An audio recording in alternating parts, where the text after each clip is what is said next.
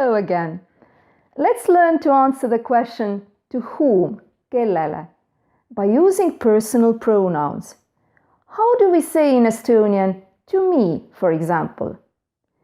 We use the same logic as before. We put the personal pronoun mina, I, into the case omastav and get minu. Then we add the ending le and get minule, to me. Now you should learn the following table. Please notice that some personal pronouns have both the long and the short form. Kellele, to whom. Minule, mulle, to me.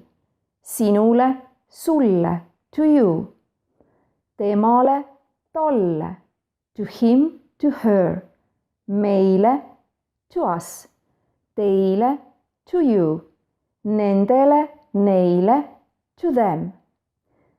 In Estonian, the verbs meeldima, to like, helistama, to call, and ütlema, to tell, answer the question kellele. Let's look at the following examples. Kellele meeldib Sting? Who likes Sting? Literally, to whom likes Sting? Mulle, I do. But Estonians answer to me. Kellele sa helistad? Who are you calling? Ma helistan talle. I'm calling her. Kellele sa ütled edasi? Who will you tell? Ma ütlen neile edasi. I will tell them. Kas teile meeldib eesti keel? Do you like Estonian? I hope you do. Bye for now.